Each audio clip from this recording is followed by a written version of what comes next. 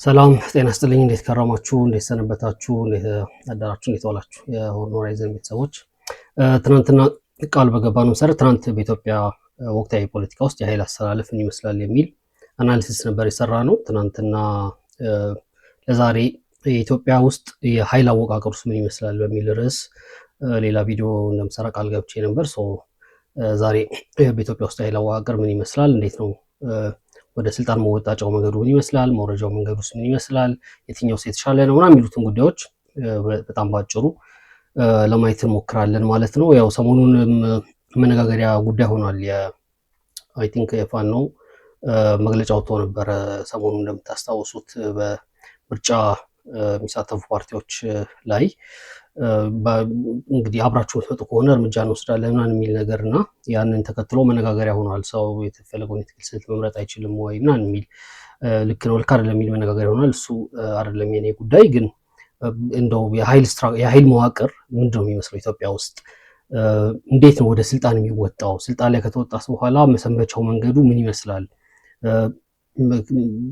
የትኛውስ መንገድ የተሻለ ወደ ስልጣን ያቀርባል ወዘተረፈ የሚለው ነገር ላይ ነው የምንቆየው እና ቤዝ ማደርገው የፓወር ስትራክቸር ሪሰርች የሚባል ኮንሰፕት አለ። ይሄ የኃይል አወቃቀር ምንድን ነው የሚመስለው የሚለው ላይ ብዙ የተሰሩ ሪሰርቾች አሉ እና ማርክሲስቶች ያንን ወስደው የተወሰነ ይጠቀሙበታል። ኢንስትሩሜንታሊስት የሚባሉ አሉ፣ ስትራክቸራሊስት የሚባሉ አሉ።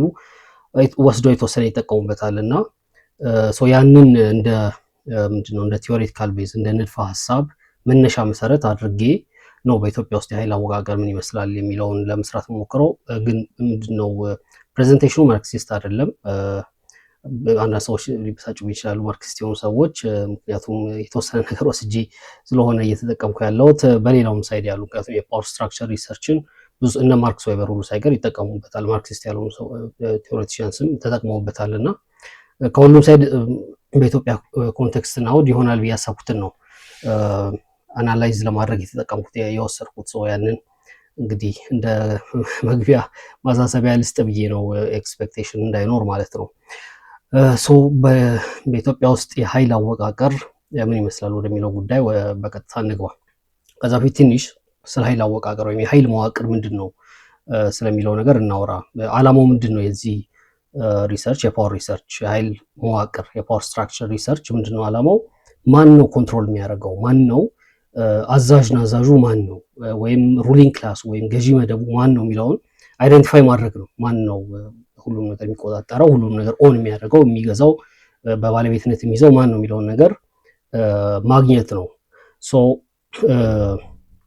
ማን ነው በፓወር ስትራክቸሩ አናት ላይ በኃይል መዋቅሩ አናት ላይ ያለው የሚለውን ነገር ለመለየት አንዱ የሚቀመጠው ነገር ምንድን ነው? 4 ኪ ሪሶርሶች አሉ እና እነዛን 4 ቁልፍ ሪሶርሶች በባለቤትነት የሚይዝ እንዲሁም የሚቆጣጠር ኦን የሚያደርግ እና ኮንትሮል የሚያደርግ ማንኛውም አካል ጉልበትን ወይም ኃይልን ኤክሰርሳይዝ ያደርጋል። ወይም ኃይል እና ጉልበት ወይም ፓወር አለው ወይም ፓወር አናቱ ላይ ተቀምጧል የምንለው እነዚህን 4 ነገሮች ኦን የሚያደርግና የሚቆጣጠር ነው የሚል መነሻ አለው ይሄ ንድፈ ሀሳብ። እነዚህ 4 ነገሮች ምንድን ናቸው? አንደኛው ሀብት ነው፣ ሁለተኛው እውቀት ነው፣ ሶስተኛው ጉልበት ነው ፎርስ ነው፣ አራተኛው ስታተስ ነው። ስታተስን በአማርኛ እንዴት እንደማስቀምጠው አላውቅም፣ ግን ለምሳሌ ለሃይማኖት አባቶች የሚሰጥ ቦታ አለ አይደለ? የግለሰብ የሚቀመጥበት ቦታ ማለት ነው። ለሃይማኖት አባት ወይ ለተማረ ሰው የሚሰጥ ስታተስ አለ አይደል? ወይም ሀብት ላለው ሰው ስታተስ ማለት ያ ነው። እነዚህን 4 ነገሮች በባለቤትነት የሚይዝና ኮንትሮል የሚያደርግ የሚቆጣጠር ማንኛውም አካል ነው በፓወር ስትራክቸሩ በኃይል መዋቅሩ አናት ላይ የተቀመጠው የሚል ነው መነሻ ሀሳቡ። እነዚህ ኪ ሪሶርሶች ቁልፍ የምንላቸው እነዚህ 4ቱ ሪሶርሶች የተለያየ የህብረተሰብ ክፍል ዓለም ላይ እየሄድን ብናይ አብዛኛው ጊዜ ስትራክቸርድ ሆነው ኢንስቲቱሽናላይዝድ ሆነው በአንድ መዋቅር ውስጥ ተጠቅልለው እና ማዕከላዊነት ኖሯቸው ነው የምናገኛቸው እና ብዙ ጊዜ ይህን ማዕከላዊነት የሚያገኙት በስቴት ወይም በመንግስት አማካኝነት ሊሆን ይችላል። አንዳንድ ቦታዎች ላይ በሃይማኖት ሊሆን ይችላል። አንዳንድ ቦታዎች ላይ በባህል ሊሆን ይችላል ወዘተረፈ። ግን ብዙ ጊዜ ኢንስቲቱሽናላይዝድ ሆነው ነው የምናገኛቸው እና ማን ነው ይሄኛውን የሚቆጣጠረው፣ ማን ነው ያኛውን የሚቆጣጠረው የሚለው ነገር የሚወሰንበት አንድ አይነት ኢንስቲትዩሽን ወይም መዋቅር ወይም ተቋም ይኖራል። ለምሳሌ ሴትል የሆነ በእርሻ ላይ የተመሰረተ የኑሮ ዘይቤ ያላቸው ማህበረሰብ ብዙ ጊዜ ሃይራርኪካል የሆነ ተዋረዳዊ መዋቅር ያለው አስተዳደር ይኖራቸዋል። አርብቶ አደሮች ደግሞ ብዙ ጊዜ ኢጋሊቴሪያን የሆነ ወደ ጎን ከላይ አዛዥና አዛዥ የሌለበት ወደ ጎን የሆነ መዋቅር ይኖራቸዋል የሚባለው እነዚህ ኪ ሪሶርሶች ወይም ቁልፍ ሪሶርሶች ሃይራርኪካል በሆነ ሶሳይቲ ወይም ሴትል በሆነ ሶሳይቲ ውስጥ ስናያቸው በጣም ሴንትራላይዝድ ሆኖ ነው የምናገኛቸው። ሰጪ ነሺ ይኖራል። በአርብቶ አደሮች ጋር ስናይ ግን ተበትኖ ነው ያለው። ሴትል ስላልሆነ ከላይ ሆኖ የሚቆጣጠር ብዙ ጊዜ አይገኝም። እና ይህንን በመመልከት እንዴት ነው የመጠኑን መለየት የምንችለው? ማን ነው ብዙ ጉልበት ያለው፣ ማን ነው ብዙ ኃይል ያለው የሚለውን ነገር እንዴት ነው መለየት የምንችለው ሲባል ሁለት ነገሮች ይነሳሉ። አንደኛው እነዚህ ሪሶርሶች የሚገኙበትን ቦታ ኦን ማድረግ መያዝ ወይም መቆጣጠር፣ አንደኛው ይሄ ነው። ሁለተኛው ተቀናቃይ ሊሆን የሚችል አካል እነዚህን ሪሶርሶች ከነዚህ ውስጥ ሜቢ አንዱን ወይም ሁለቱን ሊያገኝ የሚችልባቸው ቦታዎች ወይም አማራጮች ይኖራሉ እና ያንን ማግኘት እንዳይችል ሞኖፖላይዝ ማድረግ፣ ተቀናቃኝ ያንን እነዛን ሪሶርሶች እነዛን ቁልፍ ሪሶርሶች ማግኘት እንዳይችል የተቀናቃኙ ያለበትን ኤሪያ መቆጣጠር፣ እንዲሁም ደግሞ እነዚህን ኪ ሪሶርሶች መቆጣጠር ነው። ብዙ የኃይል መዋቅር ላይ ከፍተኛ ቦታ ላይ የተቀመጠው የምንለው እነዚህ ነገሮች ማድረግ የቻለን አካል ነው። ይሄ እንዴት ነው የሚታየው የሚለየው የሚለው ነገር ላይ ብዙ ልዩነቶች አሉ። ለምሳሌ በመንግስት ከሆነ ሴንትራላይዝድ ወይም ኢንስቲቱሽናላይዝድ የሆኑት እነዚህ ሪሶርሶች የትኛው አካል ነው ብዙ የመንግስት ስልጣን ደራርቦ የያዘው? ለምሳሌ በከበርቴው መደብ ከሆነ ፓወርፉል ተዋናዩ ወይም በኃይል ስትራክቸርስ በኃይል መዋቅር ውስጥ አናት ላይ ያለው ከበርቴ የምንለው መደብ ከሆነ ከበርቴው መደብ የትኛውን ስልጣን ተቆጣጥሯል ምናምን የሚለውን ነገር ለማየት ይሞክራሉ። ኤኒዌይስ ይሄ በደፈናው የፓወር ስትራክቸር ሪሰርች መነሻዎች ናቸው። ከዛ ማርክሲስቶቹ የተወሰነ ፕሎት ይጨምራሉ፣ የተወሰነ ትዊስት አለ እዚህ ላይ። ምክንያቱም ማርክሲስቶች ያው የካፒታሊስት ክላስ ወይም ከበርቴ መደቡ ነው አልቲሜትሊ ከጀርባ ያለው ዋናው ገዢ ነው የሚሉት እና ሁለት አይነት አሉ። ቅድም እንዳልካችሁ ኢንስትሩሜንታሊስት አሉ፣ ስትራክቸራሊስት አሉ። ኢንስትሩሜንታሊስት ሰዎቹ ነው የሚያዩት፣ ግለሰቦቹ ካፒታሊስት የሆኑት ግለሰቦች የትኛውን ቦታ በኮርፖሬሽን ሊሆን ይችላል፣ በግለሰብ ደረጃ ሊሆን ይችላል፣ የትኛውን ስልጣን ተቆጣጥረዋል፣ የትኛውን የመንግስት መዋቅር ተቆጣጥረዋል ምናምን የሚለውን ነው የሚያዩት። ስትራክቸራሊስቶቹ ደግሞ ስትራክቸሩ ራሱ አሁን ያለንበት የካፒታል ሲስተም ራሱ ስቴት ወይም መንግስት ለገዢ መደቡ እንዲያደላ ያስገድደዋል የሚል መነሻ አላቸው። ኤኒዌይስ ካፒታሊስቶች ማርክሲስቶቹ ምንድነው የሚሉት? ሁለት ነገር ይህንን የፓወር ስትራክቸር አሁን የምንኖርበት ዘመናዊ ዓለም ላይ ሁለት ነገሮች ሽፍት አድርገውታል ወይም ቀይረውታል። አንደኛው ሁሉም ነገር ኮሞዲፋይ መሆን፣ ሁሉም ነገር የገንዘብ ተመን የተሰጠው መሆኑ። ለምሳሌ በፊት ሀብት ያለው ሀብት አለው ነው፣ እውቀት ያለው እውቀት ያለው ነው፣ ስታተስ ያለው የሃይማኖት አባት ሊሆን ይችላል ስታተስ አለው ነው፣ ጉልበት ያለው መሳሪያ ያለው ወታደር ሊሆን ይችላል ወታደር ነው። አሁን ግን ሁሉም ነገር ኮሞዲፋይ ለሁሉም ነገር ዋጋ ስለወጣለት ከካፒታሊዝም መምጣት በኋላ ሁሉም ነገር ዋጋ ስለወጣለት እውቀትም ቢሆን ለምሳሌ ካፒታል ያለው ሰው እውቀትንም ቢሆን የተማረን ሰው መግዛት ይችላል ወይም እውቀቱን መግዛት ይችላል። ጉልበት ያለው ወታደሩ እንኳን ወታደሩ መግዛት ይችላል። ስታተስ ከሆነ የሃይማኖት አባቶች ለሱ የሚያደላ ነገር እንዲነግሩለት ወይ የሆነ ነገር እንዲያደርጉለት እነሱን መግዛት ይችላል። እነዚህ ሁሉ ነገር ደግሞ መግዛት መቻሉ ደግሞ ስታተሱን ከፍ ያደርጋል ማለት ነው እና ኮሞዲፋይ መሆኑ ሁሉም ነገር በገንዘብ መተመን መጀመሩ የፓወር ስትራክቸሩ ካፒታል ላለው ሀብት ላለው እንዲያደላ አድርጎታል የሚል ነገር ያነሳሉ። ሁለተኛው አንድ ጊዜ ካፒታል ከኖረው አንድ ሰው ወይም አንድ ቡድን ካፒታል አኩሙሌሽን የሚባል ነገር ያነሳሉ። በካፒታል ላይ ሌላ ካፒታል እየጨመረ ነው የሚሄደው። ለሌሎች መግቢያ በር አይኖርም። ወደ ካፒታል ወደ ማካበት ለመምጣት መግቢያ በር አይኖርም። ለዚህ ነው ለምሳሌ አሜሪካ ውስጥ 1% 99% ሩል እያደረገ ነው የምንለው። ለዚህ ነው 1% የ99% በላይ የሆነ 1% የአሜሪካ ህዝብ 99% ከሆነ የአሜሪካ ህዝብ በላይ ሀብት ያለው ምናምን። ለዚህ ነው ምክንያቱም ከታች ያለውን መደብ በመበዝበዝ ላይ ነው ካፒታል አኩሙሌት ማድረግ የሚችለው እና ሁለቱ ነገሮች የፓወር ስትራክቸሩን ቀይረውታል። አንደኛው ካፒታል ያለው ሁሉም ነገር መግዛት ይችላል። ሁለተኛ ዋንስ ካፒታል ካለው ካፒታል እየጨመረ ነው ሄደው ሌላው ከታች ያለው መደብ ካፒታል እንዲኖረው የሚያደርግበት ወይም አኩሙሌት የሚያደርግበት እድል ይነፍገዋል ይላሉ ማለት ነው። ሶ ይሄ ነው የማርክሲስቶች ያመጡት ትዊስት ማለት ነው። ከዛ እንግዲህ ገዢ መደቡ ታዲያ ማን ነው ሲባል እነሱ ያው ካፒታሊስት መደቡ ነው። ከበርቴ መደቡ ነው ገዢ። ምርጫ ሊኖር ይችላል፣ ፕሬዚዳንት፣ ጠቅላይ ሚኒስትር ምናምን ሊመረጥ ይችላል። ግን ዋቴቨር በስልጣን ላይ ያለው አካል ፈንድ የሚያደርጉትን ምርጫ እንዲወዳደር ከዛም በኋላ ደግሞ ከተመረጠም በኋላ የሚያወጣቸው ፖሊሲዎች ምናምን ለዛ መደብ የሚያደሉ ይሆናሉ። ምክንያቱም መዋቅሩን ካፒታሊስቱ ተቆጣጥሮታል፣ ወይም ደግሞ መዋቅሩ ራሱ ለካፒታሊስቱ እንዲያደላ መንግስትን ወይም መንግስት የሚዘውሩትን ሰዎች ያስገድዳቸዋል እና ገዢ መደቡ ካፒታሊስት ክላሱ ነው፣ ሩሊንግ ክላሱ የሚል ትንታኔ ነው ያላቸው። ሶ ወደ ኢትዮጵያ ስንመጣ ከዛ በፊት አንድ ነገር ላንሳ። ካፒታሊስት ክላሱ ነው ገዢ መደቡ ሲሉ አንድ የሚያነሱት ቁልፍ ነገር ምንድን ነው? ሞድ ኦፍ ፕሮዳክሽን የሚሉት ነገር አለ። ሞድ ኦፍ ፕሮዳክሽን ማለት ምሳሌ አንድ ነገር ለማምረት የምንጠቀማቸው ነገሮች አሉ። መሬት ሊሆን ይችላል፣ የሰው ኃይል ሊሆን ይችላል፣ ማሽን ሊሆን ይችላል፣ መሳሪያ ሊሆን ይችላል ምናምን።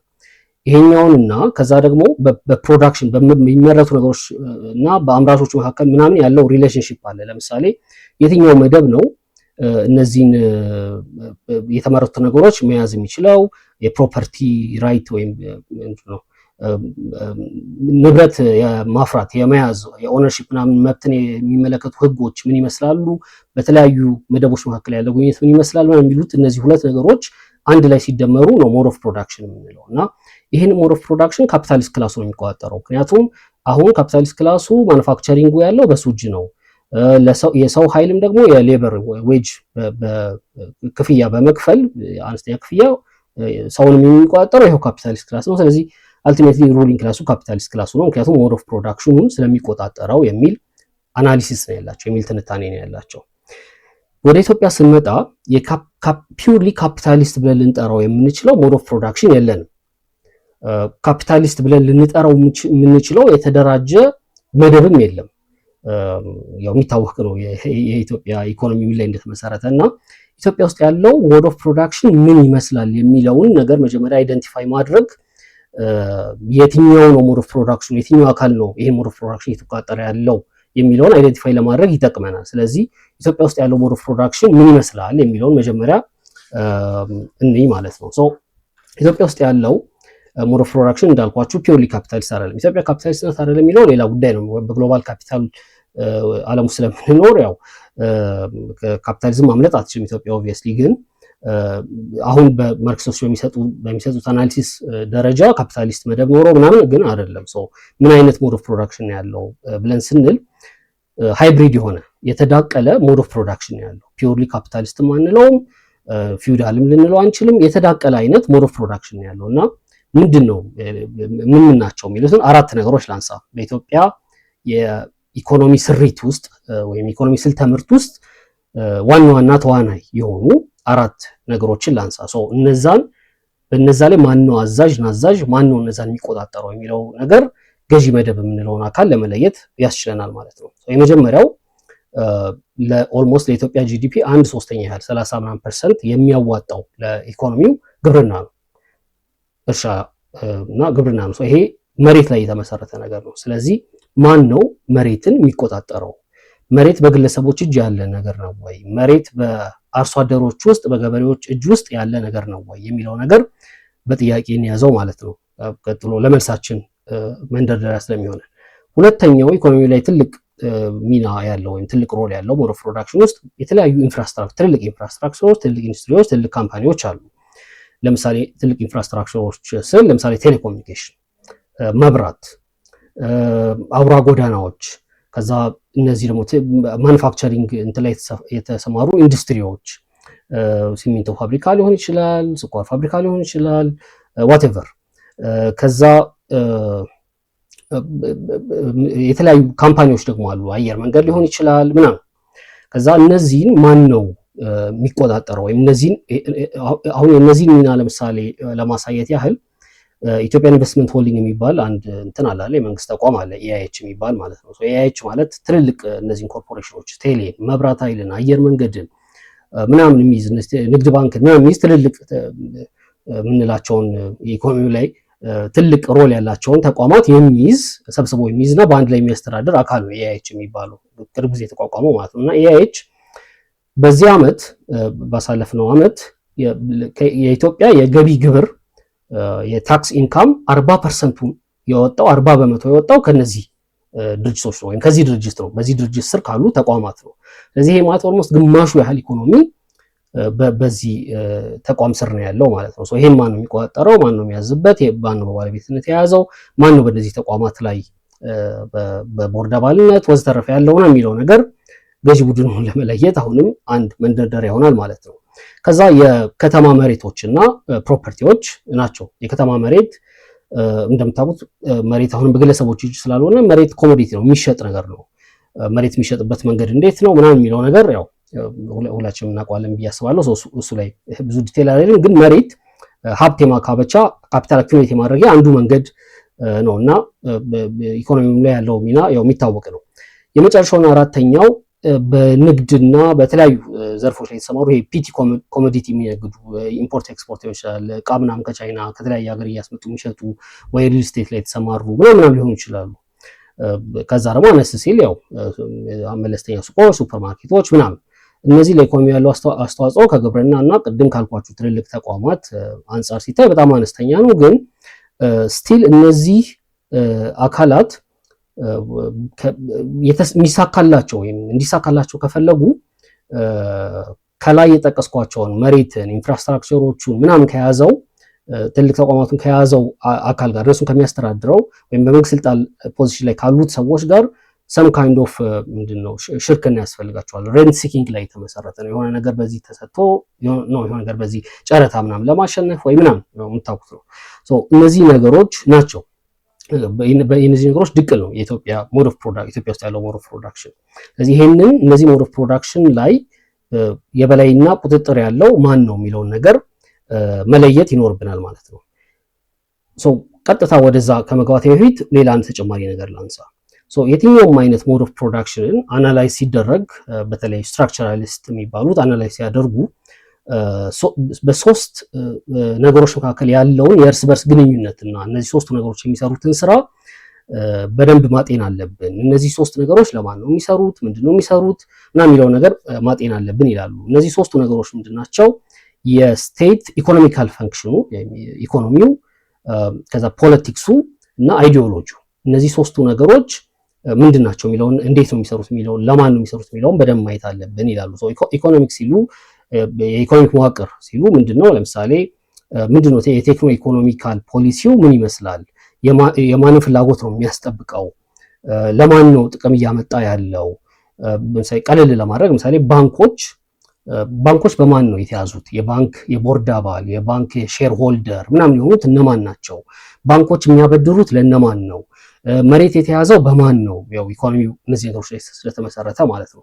እነዚህ ነገሮች በደንብ ማየት አለብን ይላሉ። ከዛ ፖለቲካል የሚሉት ክፍል ደግሞ ምንድነው?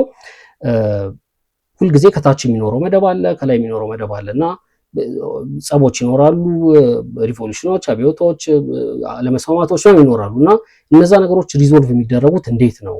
ስቴቱን ራን የሚያደርጉት ሰዎች ሌጂቲሜሲ የሚያገኙት በምን አይነት መንገድ ነው? በመልቲ ፓርቲ ሲስተም ነው? በምርጫ ነው? በምንድን ነው የሚያገኙት? ከዛ ደግሞ ዋናው እዚህ ላይ ፖለቲካል በሚሉት ውስጥ የሚያስገቡት ፎርስ የሚሉት ነገር ነው፣ ኃይል የሚሉት ነገር ነው። ሚሊተሪ ኃይል ብሩት ፎርስ ማለት ነው። ሚሊተሪው በማን ቁጥጥር ስር ነው ያለው? ሴኩሪቲ አፓራተሱ፣ ደህንነቱ፣ ፖሊሱ በማን ቁጥጥር ስር ነው ያለው? ለማን ነው የሚታዘዘው? ማንን ነው የሚያገለግለው? ማንን ነው የሚጠቅመው? ምናምን የሚለውን ነገር ማየት አለብን ይላሉ።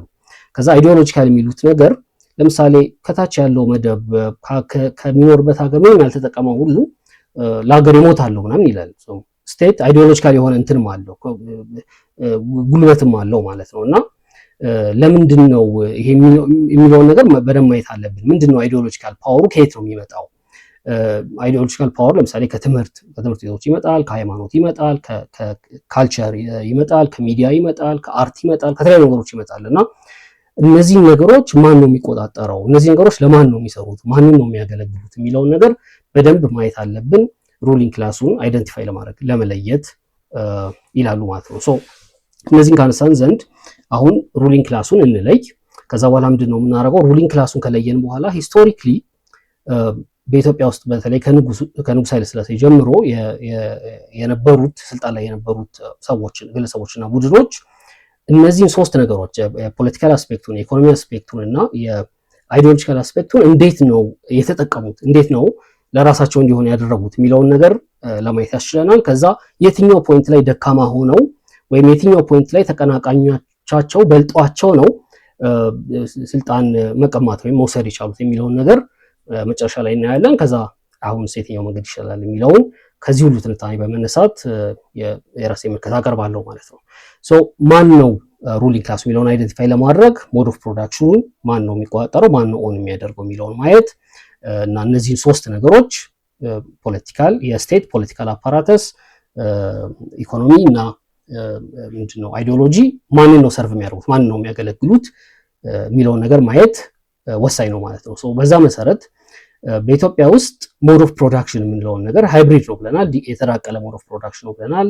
መሬት ላይ ግብርና ላይ፣ የከተማ መሬት ላይ እና ትልልቅ ኢንፍራስትራክቸር እና ካምፓኒዎች ላይ ኢአይኤች ያልኳችሁ ማለት ነው፣ ቴሌ፣ አየር መንገድ፣ መብራት፣ ኃይል ማመንጫዎች፣ ህዳሴ ምናምን ጨምሮ ማለት ነው፣ ግልገል ጊቤ ምናምን ትልልቅ የምትሏቸው ስኳር ፋብሪካዎች፣ እነዚህ ነገሮች ናቸው እንግዲህ የኢትዮጵያ ሞድ ኦፍ ፕሮዳክሽን ውስጥ ከፍተኛ ሮል ያላቸው ማለት ነው። እና እነዚህ የሚቆጣጠረው ማን ነው ስንል ያው ኦብቪየስሊ ስቴቱ ነው የሚቆጣጠረው፣ መንግስት ነው የሚቆጣጠረው። ሶ አሁን አይደንቲፋይ ማድረግ ያለብን ነገር ለምሳሌ ፒውርሊ የማርክሲስት ትንታኔ ብንከተል እና ኢትዮጵያ ካፒታሊስት ፒውርሊ ካፒታሊስት ሀገር ናት ብንል ኖሮ መንግስትን የሚቆጣጠረው የካፒታሊስት መደቡ ነው ብለን እንፈልግ ነበር። የቱ ጋር ነው እንዴት አድርጎ ነው ካፒታሊስት መደቡ እየተቆጣጠረ ያለው የሚለው። ካፒታሊስት መደብ የለንም፣ የተዳቀለ ሞድ ኦፍ ፕሮዳክሽን ያለው ስላል መንግስትን እየተቆጣጠረ ያለው አካል እንዴት ነው እየተቆጣጠረ ያለው እና ማን ነው የሚለውን ነገር መለየት አለብን ማለት ነው። ይሄ የማይታወቅ ነገር አይደለም። ኦብቪየስሊ የምታውቁትን ነገር ነው የማወራው። ግን ይህንን ሁሉ ስትራክቸር አናሊሲስ መስራት የፈለግኩት ደካማ ነጥቦችን በትክክል ለመለየት እና የተሻለው መንገድ የትኛው ነው የሚለውን ነገር ለማምጣት ነው። ስለዚህ እንደማይሰልቻችሁ ተስፋ አደርጋለሁ። ስቴቱን እየተቆጣጠረ ያለው ማን ነው የሚለውን ነገር በደንብ እንለይ። በኢትዮጵያ ውስጥ ሰሞኑን ስለ ስቴት ተራማጅ የንባብ ቡድናችን ውስጥ ብዙ አንብበናል፣ ብዙ ተነጋግረናል። አሁንም እያነበብን ነው። በዚህ አጋጣሚ እስካሁን ጆይን ያላደረጋችሁ ካላችሁ ጆይን አድርጉን። ቴሌግራም ቻናላችን ላይ እና ቲክቶክ ላይ ላይቭ ነው የምንወያየው። ጆይን አድርጉ። በኢትዮጵያ ውስጥ መንግስት ወይም ሀገረ መንግስት የሚለው ኮንሰፕት የተወሰነ በሆኑ ግለሰቦች ወይም በሆኑ አካሎች ላይ የተንጠለጠለ ነገር ነው። የመንግስት ማለት ህዝብ ነው፣ ህዝብ መንግስት ነው የሚባል ነገር ብዙ አይሰራም። እዚህ እንደምታውቁት ኢቭን ቃሉ ራሱ መንግስት የሚለው ቃል ራሱ መንገስ ከሚለው ነው የመጣው እና ያንን ምንድነው ሳይኪ ያንን ስነልቦና መርሳት የለብንም ይህን ትንታኔ ስንሰራ። ሂስቶሪክሊ እንየው እንዴት ነው ስቴቱን ሲቆጣጠሩ የነበሩ አካላት፣ ንጉሱ፣ ከዛ ደርግ፣ ከዛ ቲፒኤልኤፍ ኢፒአርዲኤፍ ወይም ህወሓት ኢህአዴግ፣ ከዛ ደግሞ አሁን ብልጽግና።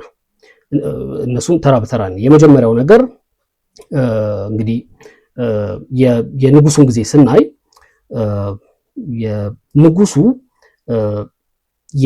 ንጉሱና ላንድ አሪስቶክራትስ የምንላቸው ወይም ንጉሱና የመሬት ከበርቴዎች ነበሩ ጉልበት የነበራቸው። የንጉሱን ያህል ጉልበት ባይኖራቸውም የመሬት ከበርቴዎች ባላባት የምንላቸው ከፍተኛ ጉልበት ነበራቸው። ለምሳሌ የአዲስ አበባን ማስተር ፕላን በብዙ ጊዜ በሚወጣበት ጊዜ ላይ የአዲስ አበባ መንገዶች አንድ ጠመዝማዛ በጣም የሆኑበት ምክንያት ብዙ የመሬት ከበርቴዎች መሬታቸው እንዳይነካ በጣም ስለተገዳደሩ ነው። ምክንያቱም ያው የመሬት ከበርቴ የሚሆኑት በውጊያ ላይ ወይም ጦርነት ላይ ከፍተኛ ራንክ የነበራቸው ሰዎች ፊት አውራሪ፣ ቀኝ አዝማች፣ ግራ አዝማች ምናምን ስለነበሩ እነሱ በንጉሱ ላይ ሊያምፁ የሚችሉበት እድል ስላለ ያ ስለተፈራ በጣም አስቸጋሪ ነበረ። የአንዳርጋቸው ጽጌ መጽሐፍ ላይ ይህንን ሜንሽን ያደርገዋል። ኤኒዌይስ ንጉሱና አሪስቶክራቶቹ ነበሩ። መሬት ላይ የተመሰረተ ነበረ። ፊውዳል የምንለው አይነት ፊውዳል ነው አይደለም፣ ሌላ ክርክር አለ፣ ግን የሚቀርበው ለሱ ነው። ፊውዳል የምንለው አይነት ሞድ ኦፍ ፕሮዳክሽን መሬት ላይ የተመሰረተ ስልተምርት፣ የኢኮኖሚ ስልተምርት ነበር የነበረው። ከዛ እንግዲህ የተወሰኑ በዛ ጊዜ ከበርቴ የነበሩ ሬሚናንቶች የተረፈ በዛ ጊዜ ካካበቱት ሀብት እሱ ላይ በመንተራስ ስቲል ሀብት ያላቸው በጣም የተወሰኑ ይኖራሉ። ግን አብዛኞቹ ደርግ ሲመጣ ናሽናላይዝ አድርጎታል።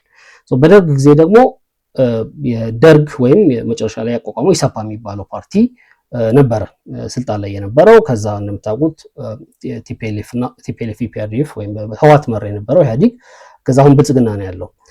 የተወሰነ ለማሳየት ሊሞክር ምንድነው ኢኮኖሚካል አስፔክቱ የሚመስለው ፖለቲካል እና አይዲዮሎጂካል የሚለውን የተወሰነ እኔ የንጉሱን በተመለከተ ንጉሱ ኢኮኖሚውን በተመለከተ መሬት የመስጠት ጉልበት ነበራቸው። በተለይ ክሌም ባልተደረገ መሬት ላይ በኢትዮጵያ ሀገረ መንግስት ሲስፋፋ በያዛቸው መሬቶች ላይ ለምሳሌ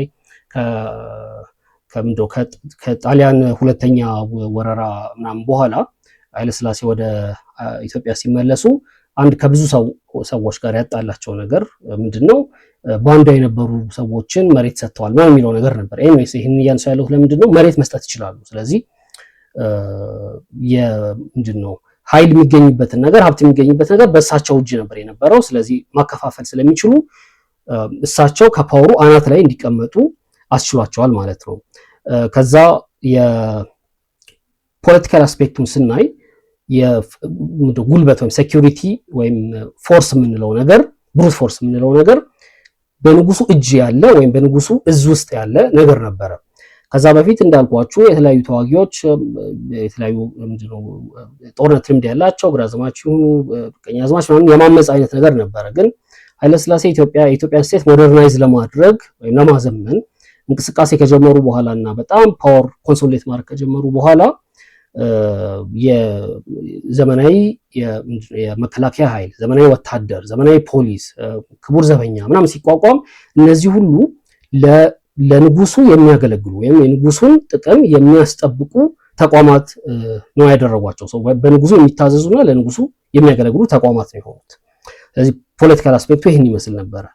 ከዛ አይዲዮሎጂካል አስፔክቱ ደግሞ ለምንድነው ከታች ያለው መደብ የሚታዘዙ ሲባል አንደኛ በእግዚአብሔር የተመረጡ ናቸው፣ ስዩም እግዚአብሔር ናቸው፣ ሪሊጅን አለ እዚህ ውስጥ። ከዛ ትምህርትንም በተመለከተ የንጉሱ ቸርነትና በጎ ስጦታ ነው ትምህርት። ምክንያቱም በኢትዮጵያ በሆነ የተስፋፋ ነገር አልነበረም። ወደ ውጭ ለምሳሌ ተልከው የሚማሩ የነበሩ የንጉሱን ፌቨር ያገኙ ሰዎች ናቸው። ከየትኛው መደብ ይወጡ ግን የንጉሱን ቸርነት ፌቨር በንጉሱ ዘንድ ሞገስ ያገኙ ነበሩ። ያንን የሚያገኙት ትምህርቱንም የሚቆጣጠረው የንጉሱ ትምህርት ሚኒስትር ነበረ። ከዛ ሚዲያ እንደምታውቁት ያው በብቸኝነት በመንግስት ስር የነበረ ነገር ነበረ። አይዲዮሎጂካል አስፔክቱ ይህን ይመስል ነበረ። ምንድን ነው የተፈጠረው? እንዴት ነው ስልጣን ያጡት የሚለው የትኛው ፖይንት ላይ ዊክ ሆነው ነው ስልጣን ያጡት የሚለውን ነገር ተመልሼ አየዋለሁ። ከዛ ደርግ መጣ። ደርግ ሲመጣ የመጀመሪያው ነገር እንግዲህ መሬት ላራሹ ናም ብሎ መሬት ከባላባቶች ቀማ። ከዛ ግን ምንድን ያደረገው መሬትን ላራሹ ሳይሆን የሰጠው መሬትን በራሱ እጅ ነው የያዘው። መሬት ራሱ ናሽናላይዝ ነው የተደረገው ቴክኒካሊ እና የእርሻ ምንድነው የገበሬ ማህበራት የምናምን ነገሮች በማቋቋም ዞሮ ዞሮ በመሬቱ ላይ አዛዥ የሆነው ወታደራዊ መንግስት ወይም መጨረሻ ላይ ኢሰፓ ፓርቲ ነው የሆነው። ኢኮኖሚው ስቲል ሞድ ኦፍ ፕሮዳክሽኑ በመንግስት ስልጣን በያዘው ደርግ በሚባለው ኢሰፓ በሚባለው እጅ ነበር ማለት ነው። የእሱን ፍላጎት ነበረ ሰርቭ የሚያደርገው። ከዛ የተወሰነ ያው ፋብሪካዎች ምናምን ሲጀመሩ እነሱም ያው የኮሚኒስት መንግስት ስለነበር እንደምታውቁት ናሽናላይዝ ተደርጓል ተብሏል። ዞሮ ዞሮ በመንግስት ቁጥጥር ስር የነበሩ ነገሮች ነበሩ ማለት ነው። ከዛ የፖለቲካል እንትኑን ስናይ ንጉሱ ብሩት ፎርስ ያለውን አካል ወይም ፖሊስ፣ መከላከያ የምንለውን በመቆጣጠር ለእሳቸው እንዲታዘዝ በማድረግ ነበረ የሚሰሩት። ደርግ ግን የተለየ የሚያደርገው ነገር ከሌሎቹ ፎርሱ ራሱ ወይም የብሩት ፎርስ ባለቤቱ ራሱ ነው ወይም የብሩት ፎርስ ባለቤት የነበረው አካል ነው የመንግስትነትን ስልጣን የተቆጣጠረው። ከዛ የአይዲዮሎጂውን በምንመለከትበት ጊዜ ያው ከላይ ለንጉሱ ጊዜ እንዳልነው ትምህርት ቤት፣ ሚዲያ ምናምን በአብዛኛው የተወሰነ የሚዲያ ነገር ያው የተሸራረፈ መጥተዋል። እነ ቮይስ ኦፍ አሜሪካ ምናምን በደንብ ስራ ጀምረዋል። ምናምን ፓምፍሌት ምናምን በራሪ ወረቀቶች ፓርቲዎች በመበተን የተወሰነ ተቀናቅነውታል። ግን ከሞላ ጎደል ያው ሚዲያ እንደምታውቁት በደርግ እጅ ነበር የነበረው ወይም የደርግን ፍላጎት ነበር ሰርቭ የሚያደርገው። ከዛ የአይዲዮሎጂው ሲቀነበብ ደግሞ በአንድ ጥቅል ደግሞ ሲመጣ የኢትዮጵያዊ ብሔርተኝነትን የሚያስተጋባ ነበር። እኔ የኢትዮጵያ ዳር ድንበር አስከባሪ ነኝ፣ የኢትዮጵያ ግዛትና ሉዓላዊነት አስከባሪ ነኝ፣ ግዛቷ እንዳይፈርስ መገንጠል እንዳይኖር ምናምን አስጠባቂ እኔ ነኝ የሚለውን ነገር ነው እንደ መቀመቢያ የሚጠቀመው ሰው። ይሄንን አይዲዮሎጂ ነው በትምህርት ቤትም በሚዲያም በምንም ለማስረጽ ይሞክር የነበረው ማለት ነው። ደርግ እንዴት ምን ፖይንት ላይ ዊክ ሆኖ ስልጣኑን ሊያጣ ቻለ ወይም ሊቀማ ቻለ የሚለውን እሱን እንመለስበታለን። ከዛ ቲፒኤልኤፍ በተወሰነ ደረጃ የሞድ ኦፍ ፕሮዳክሽኑ አዘምኖታል። ወይም አሁን የተዳቀለ ሞድ ኦፍ ፕሮዳክሽን አለን የምንለው ቲፒኤልኤፍ ኢህአዲግ በነበረበት ዘመን በተሰሩ ስራዎች ምክንያት ነው። መሬት አሁንም በመንግስት እጅ ነው ያለው። አንዱ ሞድ ኦፍ ፕሮዳክሽን ትልቁ ሞድ ኦፍ ፕሮዳክሽን እሱ ስለሆነ አሁንም እሱን ሰርፍ እንዲያደርግ አድርጎ መጠቀም ይችል ነበር ማለት ነው። ከዛ ባንኮችን፣ ባንክ ብድሮችን፣ የባንክ ቦርዶችን፣ መሬትን፣ የከተማ መሬትን ምናምን የሚቆጣጠረው አሁንም ገዢው ፓርቲ ነበረ። ከዛ የፖለቲካል አስፔክቱን ደግሞ ስናይ ከሱ በፊት የነበረውን ብሩት ፎርስ ማለት ነው የደርግን ሰራዊት በትኖ በራሱ ሰራዊት ነው ቀጥታ የተካው። በኋላ ላይ ይመለስበታለው። ክላፋም አንድ የሚለው ነገር አለ። በኢትዮጵያ ውስጥ ብሩት ፎርስ ነው ወይም የሚሊተሪ ፎርስ ነው ወይም ሴኩሪቲ ፎርስን ያልተቆጣጠረ ስልጣን ላይ ያለ አካል ኖሮ አያውቅም ይላል እና ይሄ ስለሆነ ትራዲሽኑ የደርግን ሰራዊት ይዞ መቀጠል በጣም አስቸጋሪ ነበረ ለቲፒኤልኤፍ ኢህአዲግ። ስለዚህ በራሱ ብሩት ፎርስ ቀየረው ማለት ነው።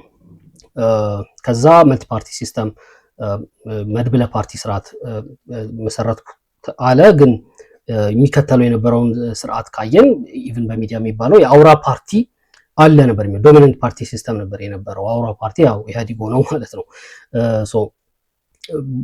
ፒውርሊ መልቲ ፓርቲ የምንለው አይነት ነገር አይደለም ያለው።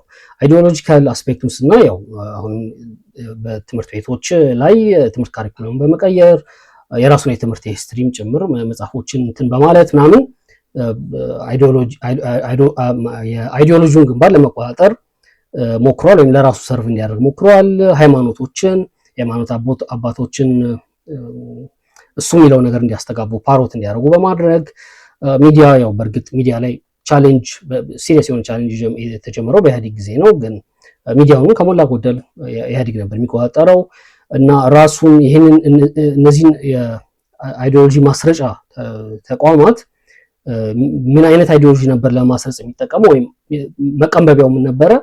የብሔር ብሔረሰቦች መብት አስጠባቂ እኔ ነኝ፣ የብሔር ብሔረሰቦች ነፃ አውጪና አስጠባቂ መብታቸውን ነፃ አውጪ ከኦፕሬሽን ከጭቆና ነፃ አውጪ እኔ ነኝ፣ መብታቸውን በማስከበር የምቀጥለው ማስጠብቀው እኔ ነኝ፣ የነሱ መብት በእኔ ህልውና ላይ የተመሰረተ ነው የሚለው ነበረ ዋናው አይዲዮሎጂካል ፍሬምወርክ ማለት ነው። ምን ላይ ደካማ ሆኖ ነው የህወሓት ኢህአዲግ በብልጽግና የተቀየረው የሚለውንም እንደዚሁ መለስበታለሁ ማለት ነው። ምክንያቱም መደምደሜ በእነሱ ነገሮች ላይ የተንጠለጠለ ስለሆነ የትኛው መንገድ ይሻላል የሚለው ለማሳየት ማለት ነው። ከዛው ብልጽግና ላይ እንመጣለን። ብልጽግና ላይ ስንመጣ ኢኮኖሚውን በተመለከተ ያው ልማታዊ መንግስት ምናምን ነኝ ባይልም ቅድም እንዳልኳችሁ ኢአይኤች የሚባለው ተቋም 40% ገቢ ግብር ከዛ ነው እየተገኘ ያለው። ቴክኒክሊ የነበረው ነገር ነው የቀጠለው። ባንኮችን፣ የባንክ ብድሮችን ሰዎቹ ሊቀየሩ ይችላሉ። ባንኮቹ ለማን ያበድራሉ የሚለው ነገር ኦብቪየስሊ ይቀየራል። አዳዲስ የፓርቲ ሜምበሮች እና ከነዛ የፓርቲ አባላቶች ጋር ሽርክና የፈጠሩ በሀገር ልጅነት በወንዝ ልጅነት ምናምን ሊሆን ይችላል፣ ዋቴቨር በተለያየ ነገሮችም ሊሆን ይችላል። ግን ሰዎቹ ናቸው እንጂ የሚቀየሩት ሲስተሙ እንዳለ ነው። እነዚህ ነገሮች አሁን ሞድ ኦፍ ፕሮዳክሽኑ ላይ ቁልፍ የሆኑት ነገሮች ተቆጣጥሮ ያለው ፓርቲው ነው ማለት ነው፣ ብልጽግና ነው እና ለራሱ ሰርፍ እንዲያደርገው አድርጎ ነው የሚጠቀመው። የፖለቲካል አስፔክቱን ስናይ የብሩት ፎርሱን አሁንም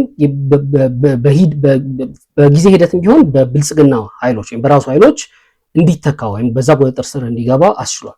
ቅድም ያልኳችሁ የክላፋም ትንታኔ ክላፋም ይህን መጽሐፉን ሲጽፍ አይ ቲንክ 2016 አካባቢ ነው የጻፈው። ብልጽግና አልመጣም ነበርና በኢትዮጵያ ብሩት ፎርስን ማለት ነው የሴኩሪቲ አፓራተስን መከላከያ፣ ደህንነት ነው የምንለውን ተቋማት በራሱ ቁጥጥር ስር ያላደረገ ገዢ አካል ኖሮ አያውቅም የሚለው ነገር አይ ቲንክ ሴንስ የሚሰጠው አሁን ብልጽግና የሄደበትን መንገድ ስናይ ነው። ብልጽግና መጀመሪያ ላይ የደህንነት ሹሙን አንስተዋል ምናምን ከዛ መከላከያ ኢታማዦር ጋር ተያይዞ የተፈጠረው ነገር ታውቃላችሁ ምናምን ሂደቶች ነበሩ ለመቆጣጠር ሴኩሪቲ አፓራተሱ። ይሄ ግን የተሟላ የሆነው ይሄ ቁጥጥር የተሟላ የሆነው በፌደራል መንግስቱና በቲፒኤልኤፍ መካከል ጦርነቱ ሲነሳ ነው። ምክንያቱም በመከላከያ ውስጥ የነበሩ በደህንነት ውስጥ የነበሩ በኢንሳ ውስጥ የነበሩ ምናምን ለቲፒኤልኤፍ አፊሊየት ናቸው፣ ለቲፒኤልኤፍ ይቀርባሉ። በተመሳሳይ ቋንቋ በመናገር በብሔር ልጅነት ሆነ በምን ትግራዋይ በመሆናቸው ዋቴቨር ይቀርባሉ ተብሎ የታሰቡ በሙሉ ነው እንዲወጡ የተደረጉት። ያው ታስረው ነበረ። አይ ቲንክ ይመስለኛል፣ ብዙ መረጃ የለኝም እንዳልዘባርቅ ጊዜ ላይ። ግን ጦርነቱ ራሱ ይህንን መዋቅራዊ ስትራክቸራል አናሊሲስ ስናይ ጦርነቱ ራሱ አይቀሬ ነበር ወይ? የኢትዮጵያን ትራዲሽን ስናይ እስካሁን የመጣንበትን ስናይ አይቀሬ ነበር ወይ? ይህንን ለመቀየር ስትራክቸሩ ራሱ ገፊ ምክንያት ነበር ወይ ለጦርነቱ የሚለውን ነገር እንዳስብ አድርጎኛል። ይህን ጉዳይ እዚህ ጉዳይ ላይ ሳሰላስል ማለት ነው። ኤኒዌይስ ብሩት ፎርሱን ተቋጥሮ ነው ያለው። የዶሚናንት ፓርቲ አውራ ፓርቲ የምንለውን ነገር አስቀጥሏል። የፖለቲካውን በተመለከተ ከዛ አይዲዮሎጂካል እንትኑን በተመለከተ ያው አሁንም ትምህርት ቤቶችን፣ የሃይማኖት አባቶችን ወይም ሃይማኖትን፣ ባህልን ምናምን መጠቀም፣ እነዚህ ተቋማት ሚዲያዎችን መጠቀም እንዳለ ሆኖ ሚዲያ ላይ ከፍተኛ ተግዳሮት ገጥሞታል። እነዚህ ነገሮች መጠቀም እንዳለ ሆኖ የአይዲዮሎጂካል ፍሬምወርክ የሚቀነበብበትን አይዲዮሎጂ ግን አሁን ያለውና መነሻው ላይ የነበረው ተመሳሳይ ነው ብዬ አላስብም። ምክንያቱም የመጀመሪያው 1 እና 2 ዓመት ላይ በህወሓት ኢህአዴግ ፈራርሶ የነበረውን የኢትዮጵያ ብሔርተኝነት ኮት ማስነሳው እኔ ነኝ፣ የቀድሞ የኢትዮጵያን ክብር የምመልሰው እኔ ነኝ የሚል አይነት ነገር ነበረ ፖርትሬ የሚደረገው። ከዛ ደግሞ ነው አይ እኔ የብሔር ብሔረሰብ መብት አስጠባቂ ነኝ፣ የብሔር ብሔረሰብ መብትን እጥሳለሁ አላልኩም የሚል ወደሚል ነገር ነው የተቀየረው። ሽፍት የሚያደርግ አይነት ሆኖ ነው ያገኘሁት። የትኛው ፓወር ላይ ብዙ ያቆየኛል ተብሎ ሲታሰብ አንዴ ወደዚህ የማለት አይነት ነገር ሆኖ ያገኘሁት። ለምሳሌ አንድ ምሳሌ ስጣቸው። አሁን ቅርብ ጊዜ የምርጫ ክርክር ላይ ህገ መንግስትና ፌዴራል ስርዓት ላይ የተደረገው የምርጫ ክርክር ላይ የፍትህ ሚኒስትሯ ብልጽግና ላይ የተገኘችው እሷ ነበረች እና ጋዜጠኛው የፋና ጋዜጠኛ ምን ብሎ ይጠይቃል? እኛ ኢትዮጵያ ብሔር ብሔረሰቦችና ህዝቦች የሚለውን ለምንድን ነው እኛ ኢትዮጵያ ህዝብ የማይባለው የሚል ጥያቄ ሲያቀርብ ዲፌንድ ለማድረግ ረዥም ርቀት ሄዳለች። ማለት ኢትዮጵያ የብሔር ብሔረሰቦች ሀገር እንደሆነች ለማሳየት ብዙ ርቀት ሄዳለች። 4-5 ዓመት ወደኋላ የጦርነቱ ጊዜ የነበረውን ደግሞ ካየን አይ ቲንክ ጠቅላይ ሚኒስትሩ መስቀል አደባባይ ላይ አይ ቲንክ የባለ ሲመቱ ላይ ይመስለኛል ካልተሳሳትኩ፣ ግን መስቀል አደባባይ አሁን ቪዲዮን ሰርች ብታደርጉ ስለምታገኙት ያደረጉት ንግግር ላይ እኛ ኢትዮጵያ ህዝብ ብሔር ብሔረሰቦችና ህዝቦች አይደለም እኛ ኢትዮጵያ ህዝብ ነን የሚል ነገር ተናግሮ ነበረ እና ሽፍት ያደርጋል ልላችሁ ነው። እሱን ያዙልኝ። አሁን እንዴት ነው ከንጉሱ ጀምሮ የነበሩ ምንድነው ሩሊንግ ክላሶች ገዢ መደቦች የመንግስትን ስልጣን የተቆጣጠሩ ባይ ኤክስቴንሽን መንግስት ስለሆነ ሞድ ኦፍ ፕሮዳክሽን የሚቆጣጠረው ሞድ ኦፍ ፕሮዳክሽን የተቆጣጠሩት አካላቶች ምን ላይ ዊክ ሲሆኑ ወይም ተቀናቃኞቻቸው ምን ላይ ጠንካራ ሲሆኑ ነው ስልጣናቸውን የተነጠቁት የሚለውን ነገር የንጉሱን በተመለከተ እንግዲህ የተማሪዎች ሙቭመንት የ1960ዎቹ የተማሪዎች እንቅስቃሴ ነው ዋናውን ሚና የተጫወተው ተብሎ ነው ብዙ መጽሐፎችም እሱን ነው እንትን የሚሉት የሚያቀርቡት። እኔም ሙሉ ለሙሉ ዲስአግሪ አላደርግም፣ ግን አንድ ወዳጄ ሶሻል ሙቭመንቶች ህዝባዊ የምንላቸው እንቅስቃሴዎች አብዮቶች ምናምን የተሳኩ እንዲሆኑ ሆሪዞንታል እና ቨርቲካል አሊያንሶች ወደ ጎንም ወደ ላይም አሊያንስ ወይም ምንድነው ህብረት ግንኙነት መፍጠር መቻል አለባቸው ይላል እና የ1960ዎቹን የተማሪዎች እንቅስቃሴ ስናይ ኦብቪየስሊ ስልጣኑ የተወሰደው የንጉሱ ስልጣን የተቀማው በመፈንቅለ መንግስት ነው፣ በብሩት ፎርስ ነው፣ ጉልበት ባለው አካል ነው ስልጣኑ የተወሰደው። ግን የንጉሱን አይዲዮሎጂካል አፓራተስ የንጉሱን ስርዓት አይዲዮሎጂካል አፓራተስ በማፈራረስ ላይ ወይም እሱን በማዳከም ላይ የተማሪዎቹ ሚና ከፍተኛ ነበር ብዬ አስባለሁኝ። በፈጣሪ የተሾመ ነው ንጉሱ ምናምን የሚለውን ነገር ኢንክሉዲንግ ሃይማኖት የነበረውን እንትን ምናምን በመሸርሸር አይዲዮሎጂካል ፓወር በመሸርሸር ተማሪዎቹ ትልቅ ሚና ተጫውተዋል። ከዛ በላይ ግን ብሩት ፎርስ ያለውን ወይም የጦር ኃይሉን ውስጥ ቨርቲካል የሆነ ሪሌሽንሽፕ መፍጠራቸው ነው ንጉሱን ስልጣን ያሳጣው ብዬ ነው የማስበው። ምን ማለት ነው? ወደ ጎን መምህራንም ተቀላቅለው ነበረ ሙቭመንቱን።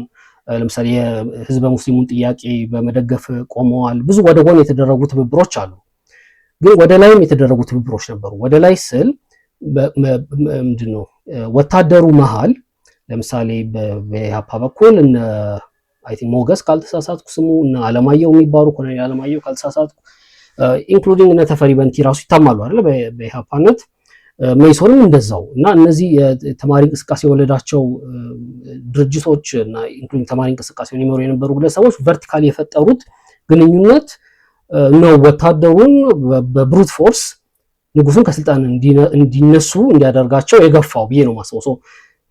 ከስልጣን ያስነሳቸው ከስልጣን ማስነሳት የተቻለው ወይም ስልጣናቸው መቀማት የተቻለው በብሩት ፎርስ ነው። ግን አይዲዮሎጂካል አፓራተሱን ቀደም ብለው ተማሪዎች ማፈራረስ ስለቻሉ ነው። ይሄን ነጥብ ያዙልኝ። ሁለተኛ ደርግ ራሱ ብሩት ፎርሱ ራሱ ደርግ ነበረ። ረዥም ጊዜ ስልጣን ላይ ቆይቷል። መሬት ላራሹ ብሎ በተለይ በመጀመሪያው አካባቢ ላይ ሰፊ ተቀባይነት ነበረው። ደርግ የተሸነፈው በብሩት ፎርስ ነው። ቲፒኤልኤፍ የደርግን ሚሊተሪ አቅም የሚገዳደር ሌላ ሚሊተሪ አቅም በመገንባት ነው ያሸነፈው። ኦፍኮርስ የተለያዩ አካባቢዎች ጦርነቶች ስለነበሩ እነሱም አዳክመውታል። ግን አይዲዮሎጂካል ባኪንግ ነበረው ቲፒኤልኤፍ ወይም የአይዲዮሎጂ ብልጫም መውሰድ ችሎ ነበረ። የአይዲዮሎጂ ብልጫ የወሰደው ምን ላይ ነው? የብሔር ጥያቄ ላይ ደርግ የመደብ ጥያቄውን የመሬት ላራሹ ምናምን ከመለስኩ ያኛው በራሱ ጊዜ ይመለሳል የሚል እምነት የነበረው ይመስለኛል። እና የብሔረሰብ ጥያቄ ለመፍታት አይ ቲንክ ከስልጣን ለመነሳት 2-3 ዓመት ሲቀረው ነው የብሔረሰብ ኢንስቲትዩት ነው የሚባለውን ራሱ ያቋቋመው። መጨረሻ ላይ በድራፍት ተደርጎ የነበረው ህገ መንግስትም የብሔረሰብ መብቶችን እውቅና የሚሰጥ ምናምን አይነት ነገር ነበረ እንደምታውቁት። ግን ኢት ዋስ ቱ ሌት። አይዲዮሎጂካል ጉልበቱ ቀንሶ ነበር፣ ዊክ ሆኖ ነበር የደርግ። ከዛ ግን እሱን የሚገዳደር እሱ ያለው ብሩት ፎርስ የሚገዳደር ሌላ ብሩት ፎርስ ማቋቋም ተችሎ ነበረ። በዛ ነው ደርግ ስልጣኑን ያጣው። ከዛ ቲፒኤልኤፍ ኢህአዲግ እንዴት ነው ስልጣኑን ያጣው የሚለውን ስናይ የቄሮ ሙቭመንት ነበረ፣ አማራ ላይ የፋኖ ሙቭመንት ነበረ፣ የሙስሊሞች ድምጻችን ይሰማ ተቃውሞ ነበረ፣ የተለያዩ አካባቢዎች ላይ ተቃውሞዎች ነበሩ። በእነዚህ ተቃውሞዎች መካከል ቅድም እንዳልኳቸው ሆሪዞንታል የሆነ መተባበር የጎንዮሽ ትብብር ነበረ። ጎንደር ላይ የኦሮሞ ለምለም ነው የሚሰልፍ ተወጥቷል። አዲስ አበባ ላይ ጎንደርን የሚያመሰግን ሰልፍ ተወጥቷል። ምንድነው ድምጻችን ይሰማ ነው ይሄ ሃንድን ክሮስ የማድረግ ሳይን ያመጣው። ያንን ከዛ የተለያዩ እንቅስቃሴዎች ከዛ ወስደውታል ምናምና የጎንዮሽ ትብብሩ ነበረ።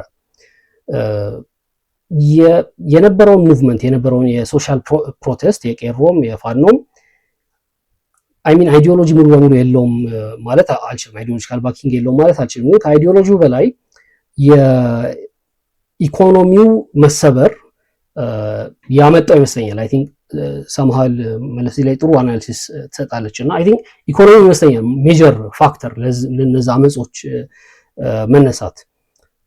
ብዙ ወጣቶች ስራ የሌላቸው ወጣቶች ተፈጥረዋል። ትምህርት ገብተው ስራ ማግኘት ያልቻሉ ምናምን ወጣቶች ተፈጥረዋል። የተወሰኑ ደግሞ ኢኮኖሚክሊ የሚጠቀሙት በዚህና በዚህ ምክንያት ነው፣ ስልጣን ላይ ያለ ዘመድ ስላላቸው ነው ወይ እንደዚህ ነው የሚል ነገር አይነት ኢምፕሬሽን ተፈጥሯል።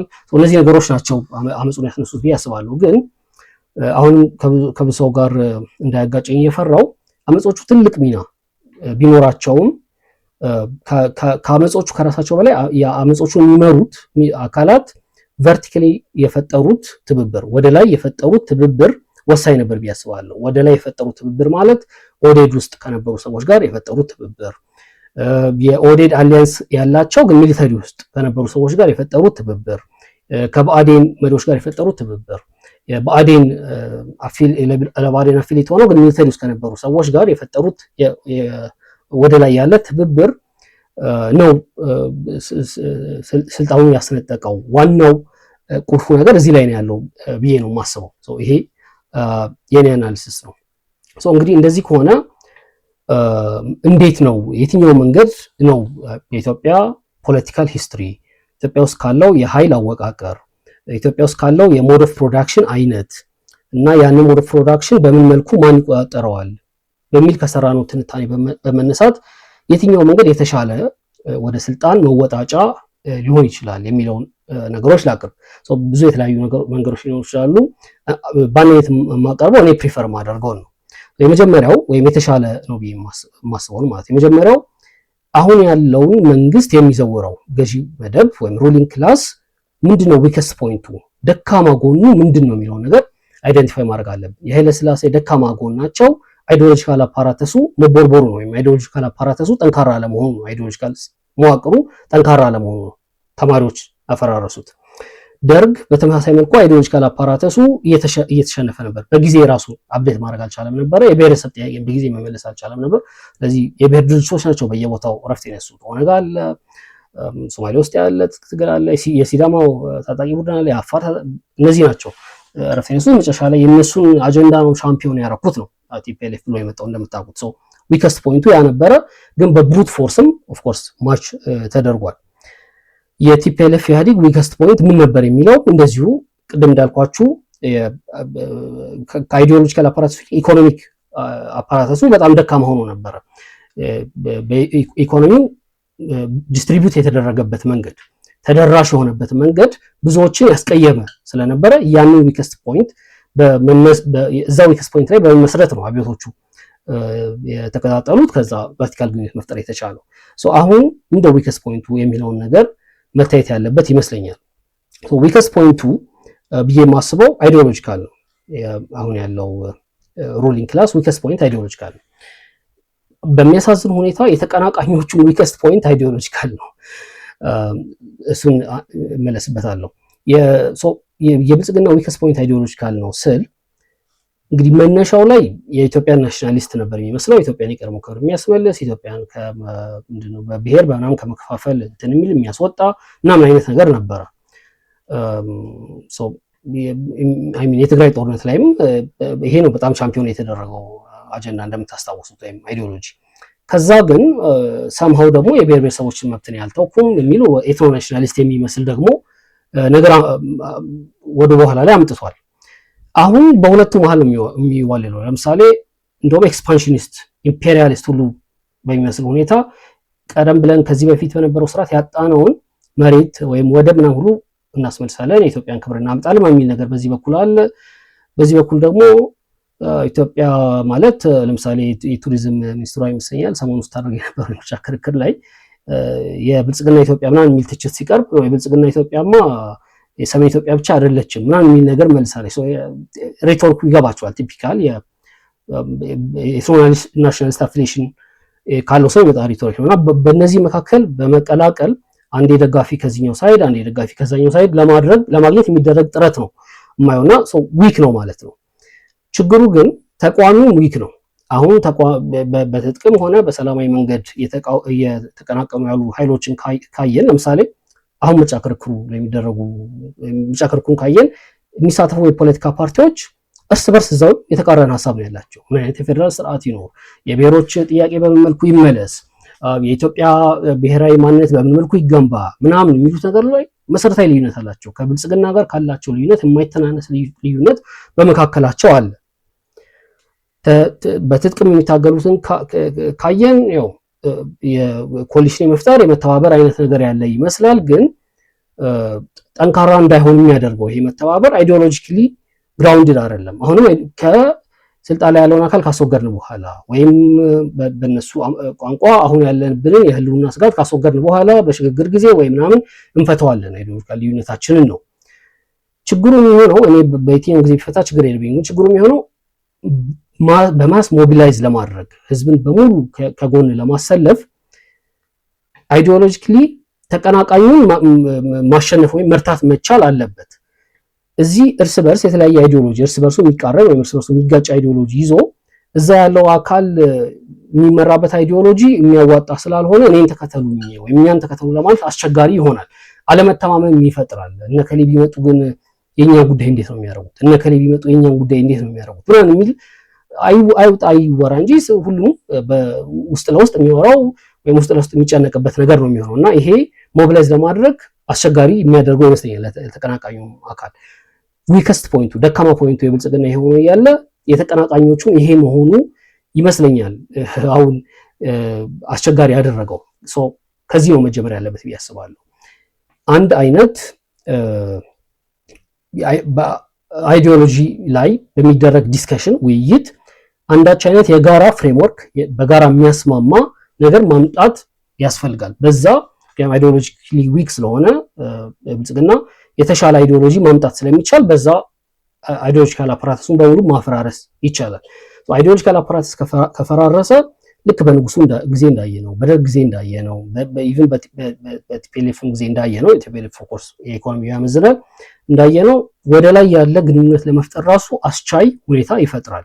ተቀናቃኞች በሰላማዊ መንገድ የሚታገሉ ሆነ በሌላ መንገድ የሚታገሉ ተቀናቃኝ ኃይሎች የመንግስት ስትራክቸር ውስጥ ብሩት ፎርስ ከያዘው አካል ጋር ወይም ያንን ብሩት ፎርስ ከሚዘውረው አካል ውስጥ ካሉ ሰዎች ጋር ወደ ላይ ያለ ትብብር ለመመስረት የሚያስችላቸውን ነገር ያገኛሉ። አይዲዮሎጂካሊ ግራውንድድ ካልሆነ ወይም የተሻለ አይዲዮሎጂ የጋራ አይዲዮሎጂ ማቅረብ ካልተቻለ ግን ያንን መመስረት ያስቸግራል።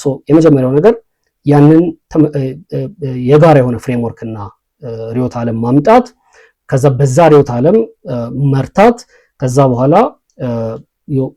ወደ ላይ ወደ ጎን ኦልሬዲ እየተፈጠረ ያለ አሊያንስ አለ፣ ግን ወደ ላይ ያንን አሊያንስ መፍጠር ወይም ወደ ላይ ያለ ትብብር መፍጠር።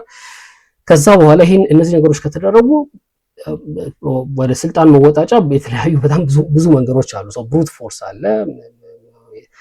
ብሩት ፎርሱ ማች የሚያደርግ ትጥቅ ትግል ማለት ነው። ወታደር ምናምን ሰብስቦ ያንን ማድረግ ይቻላል። ግን እኔ ፕሪፈር ማድረገው ሜተድ ይህንን ማድረግ ከተቻለ በሰላማዊ መንገድ ስል ስፔሲፊክሊ በምርጫ ፖለቲካ ማሸነፍ ይቻላል ብዬ አስባለሁ። ወይም ስልጣን ላይ መውጣት ይቻላል ብዬ አስባለሁ። አብዮትም ኦፍኮርስ ወይም ህዝባዊ አመፅም ኦፍኮርስ አማራጭ ነው፣ ትግልም አማራጭ ነው እንዳልኩት። ግን እኔ ፕሪፈር ማድረገው የምርጫው ነው። ለምንድነው ይሄን ፕሪፈር ማድረገው? ያው እነዚህ ከላይ ያልኳቸው ሁለት ነገሮች ከተማሉ እንጂ አሁን ያለው ምርጫ ላይ መሳተፍ አለመሳተፍ ዋጋ አለው ብዬ አላስብም። ግን አሁን ያልኳቸውን ሁለት ነገሮች መስራት ከተቻለ ቀድሞ ምርጫን ፕሪፈር ማደርገው ለምንድን ነው? በብሩት ፎርስ የሚመጣ አካል ወይም ልክ እንደ ቲፒኤልኤፍ እንደመጣው በብሩት ፎርስ ወይም ደርግ እንደመጣው በብሩት ፎርስ የሚመጣ አካል የሀገሪቱ ፖለቲካ አፓራተስ ውስጥ የሚንቀሳቀሰውን ብሩት ፎርስ መከላከያ፣ ደህንነት ምናምን የራሱ ሰዎች ወይም በራሱ የሚዘወሩና የራሱን ዓላማ የሚያስፈጽሙ የሚሆኑበት እድል ሰፊ ነው። ስለዚህ የሚመጣው ለውጥ ሃይጃክ የሚደረግበት የሚጠለፍበት እድል ሰፊ ነው። የሚፈለገው አይነት ለኢትዮጵያ ይጠቅማል የሚባል ለውጥ የሚመጣበት እድል ጠባብ ይሆናል ማለት ነው። ምክንያቱም ቴክኒክሊ እሱ ነው የሚቀጥለው። በብሩት ፎርስ የመጣ አካል ቀድሞ የነበረው አካል የነበረውን ብሩት ፎርስ አስወግዶ የራሱን ብሩት ፎርስ ነው የራሱን ሴኩሪቲ አፓራተስ ነው የሚተክለው እና ያ እንዳይሆን ያንን የሚፈጠርበትን ቀዳዳ ይዘጋል ብዬ አስባለሁ በምርጫ የሚሆን ነገር። ኦፍኮርስ ግን ምርጫ ብቻ ነው እያልኩ አይደለም፣ ግን እኔ ፕሪፈር ማድረገው ይሄንን ነው እያልኩኝ ነው። አይዲዮሎጂካሊ ማሸነፍ፣ ቨርቲካል አሊያንስ በመፍጠር ማሸነፍ ምናምን የሚሉት ነገሮች ብቻ አይደሉም መንገዶች፣ እነዚህ ብቻ ናቸው እያልኩኝ አይደለም። ኦፍኮርስ ልክ እንደ ቲፒኤልኤፍ ደርግ እንዳሸነፈው ብሩት ፎርስ የሚስተካከል አሁን ካለው ስልጣን ላይ ካለው እና ሴኩሪቲ አፓራቱን ከሚዘውረው አካል ጋር የሚመጣጠን ሰራዊት በማደራጀት ይቻላል። ግን ማለት ይቻላል ቴዎሬቲካሊ ነው ይቻላል እያልኩኝ ያለሁት። ፖሲብል ነው በኢትዮጵያ ኮንቴክስት እያልኩ ሳይሆን ቴዎሬቲካሊ እሱም ይቻላል። አይ እንደሱም አናደርግም የምርጫውም በህዝባዊ አመፅም ሰላማዊ ትግሉም ምናምን አይሆንም ደግሞ ከተባለ ግራጁዋሊ የፖሊሲ ለውጦች ምናምን ሲኖሩ አሁን ሞድ ኦፍ ፕሮዳክሽኑ የተዳቀለ ስለሆነ ያንን ደግሞ የሚቆጣጠረው ስቴቱ ነው። ስቴቱ ነው የሚቆጣጠረው ገዢ መደቡ ነው። ግን የፖሊሲ ለውጥ የካፒታሊስት ስርዓት መፍጠር ከቻለ እንግዲህ አሁን ያለው ገዢ መደብ በካፒታሊስት ገዢ መደብ የሚቀየርበት እድል አለ ማለት ነው። ኖት ነሰሰሪ ጥሩ ነገር ነው እያልኩ አይደለም፣ ግን ያው ግራጁዋሊ እንግዲህ ዝም ብለን እንተኛ ከተባለም ይሄም አማራጭ ነው ማለት ነው። ግን እኔ ፕሪፈር የማደርገው አማራጭ ወይም የተሻለ እና ውጤታማ ሊያደርግ ይችላል ብዬ የማስበው አማራጭ ከንጉሱ ጊዜ ፖለቲካል ሂስትሪ በመነሳት በደርግ ጊዜ ከነበረው ፖለቲካል ሂስትሪ በመነሳት በቲፒኤልኤፍ ዘመን ከነበረው ፖለቲካል ሂስትሪ በመነሳት የመጀመሪያሊ አይዲዮሎጂካሊ ግራውንድድ መሆንና ዊከስት ፖይንቱን ፈልጎ በዛው ዊከስት ፖይንት ማሸነፍ። አሁን ዊከስት ፖይንቱ አይዲዮሎጂካል ነው፣ ስለዚህ አይዲዮሎጂካሊ ማሸነፍ፣ ከዛ ቨርቲካል አሊያንስ መፍጠር፣ ፓወሩን ተቆጣጥረው ካለው ቡድን ውስጥ ካሉ ሰዎች ጋር ቨርቲካል አሊያንስ መፍጠር፣ ከዛ መጨረሻ ላይ ያው በምርጫ ማሸነፍ የተሻለ ነው ብዬ አስባለሁ ማለት ነው። ኤኒዌይስ እናንተም የተለያየ የራሳቸው አመለካከት እንደሚኖራችሁ ተስፋ አድርጋለሁ። እንድትይዙት የምፈልገው ግን የፓወር ስትራክቸር አናሊሲስ ምን ይመስላል፣ ፓወር የሚዘወረው በምን መልኩ ነው፣ ይሄን እነዚህ ነገሮች ከታወቀ ከዛ የራሳችሁን አማራጭ አስልታችሁ መከተል ትችላላችሁ ማለት ነው። እንግዲህ ብዙ ሰዓት እንዲያስኳችሁ ይታወቀኛል። ኦልሞስት 1 ሰዓት ያህል ያስኳችሁ። አብራችሁኝ ስለቆያችሁ እጅግ አድርጌ አመሰግናለሁ። በሚቀጥሉት ቀናት ላይ እንደዚሁ የላይቭ ውይይት ይኖረናል። እነዚህ ትናንትናና ዛሬ ያቀረብኳቸው ፕሬዘንቴሽኖች ወይም ቪዲዮዎች ላይ ሀሳብን ማስተያየትም ካላችሁ ላይቭ እንደዚሁ ዲስከስ ማድረግ እንችላለን። ሌሎች ወቅታዊ ጉዳዮችም ካሉ እነሱም ላይ ውይይታችን እንቀጥላለን ማለት ነው። ስለዚህ ይሄ ደግሞ ቪዲዮ ለብዙ ሰዎች እንዲደርስና የሆርን ሆራይዘን ቤተሰቦች ቁጥር እንዲጨምር ኢንተራክት አድርጉ። ከቪዲዮ ጋር ሀሳባችሁን አስቀምጡ። ላይክ ሳታደርጉ ቪዲዮን አትውጡ። ከቻላችሁ ለወዳጅ ዘመዶቻችሁ አጋሩ ማለት እፈልጋለሁ። እጅግ አድርጌ አመሰግናለሁ አብራችሁ ስለቆያችሁ።